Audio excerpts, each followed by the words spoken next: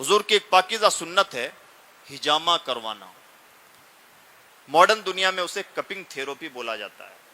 Cupping therapy. ہمارے پڑوس کا ایک ملک ہے چائنا.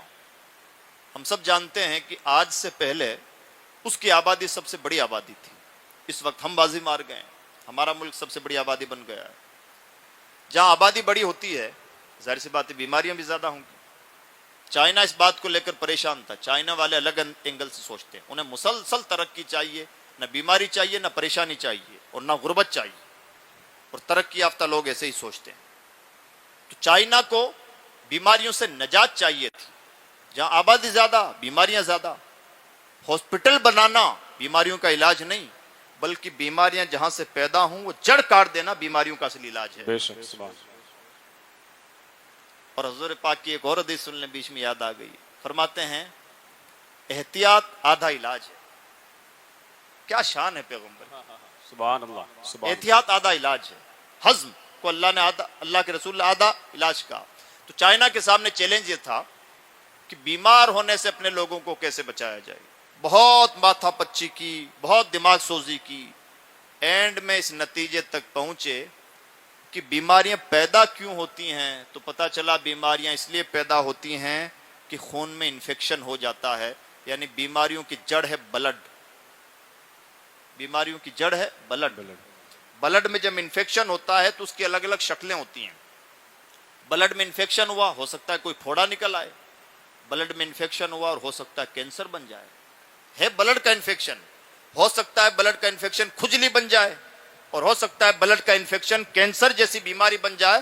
ہو سکتا ہے بلڈ کی وجہ سے ہارٹ اٹیک آ جائے. ہارٹ اٹیک جسے ہم کہتے ہیں وہ کیا ہے, خون گاڑھا ہو جاتا ہے, چلنا آمد و رفت اس کی بند ہو جاتی ہے, نسیں پھٹ جاتی ہیں, دل جواب دے دیتا ہے. اسی کو ہارٹ اٹیک آنا بولتے ہیں. جڑ کیا نکلی بیماری کی, جڑ ہے بلڈ. اور بلڈ میں بھی جڑ کیا ہے, بلڈ میں جڑ ہے انفیکشن یعنی خرابی. عظمت رسالت پر قربان جائیں. حضور نے اس کا کیا علاج دریافت کیا تھا. حضور نے اپنے صحابہ کو تاکید فرمائی, حضور کی پاکیزہ سنت ہجامہ کرنا. ہجامہ کا مطلب اپنے جسم سے خراب خون کو نکال لیا جائے. جب خراب خون کو نکال لیا جاتا ہے تو باقی خون ٹھیک ہو جاتا ہے, اور باقی خون ٹھیک ہو جاتا ہے تو انسان تر و تازہ ہو جاتا ہے. ایسا لگتا ہے جیسے اس کے اندر پھرتی پیدا ہو گئی. چائنا اس نتیجے پہ پہنچا ریسرچ کے بعد کہ بیماریاں جنم لیتی ہیں بلڈ انفیکشن کی وجہ سے, اور بلڈ انفیکشن کا علاج یہ ہے کہ خراب خون کو نکال لیا جائے.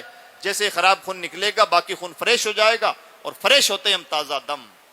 نتیجہ کیا نکلا, انہوں نے حضور کی جو سنت تھی ہجامہ, اس کو نیا نام دیا کپنگ تھیراپی, اور اسے چائنا کا نیشنل علاج قرار دیا گیا.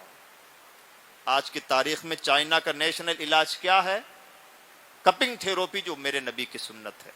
وہ کبھی نہیں کہیں گے کہ ہم نے یہ نبی کی حدیثوں سے چرایا ہے, لیکن تم کتنے بھی الفاظ بدلو جاؤ گے کہاں پر. اور یہ سچ بھی ہے, انہوں نے بڑی محنت کی ہے. یہ سچ ہے, انہوں نے بہت محنت کی. ہم نے محنت نہیں کی ہے. ہم نے نبی کا نام بلند کرنے کی کوشش کی ہے, نبی کا نام بہت لیا ہے, نبی کا اصل کام کم کیا ہے. ابھی جتنا بھی ہم کر رہے ہیں یہ الگ الگ قسم کی لائٹنگ ہے, یہ ڈیکوریشن ہے, معاف کیجئے گا, یہ ذکر کی دھوم دھام ہے, فکر کی دھوم دھام نہیں. اور دنیا آگے پہنچتی ہے فکر کی وجہ سے, صرف نام کی مالا جپنے کی وجہ سے نہیں. انہوں نے ریگولر میتھڈ ڈیولپ کیا جس کا نام رکھا کپنگ تھیراپی. وہ کپ, اب تو ہجامہ سینٹر جگہ جگہ کھل گئے ہیں, وہ کپ جن سے ہجامہ کیا جا رہا ہے, مجھے کہتے ہوئے دکھ ہے کہ وہ کپ ان لوگوں نے ڈیولپ کیے ہیں جو نبی کا کلمہ نہیں پڑھتے. انہیں علاج ملا نبی کی سنت میں.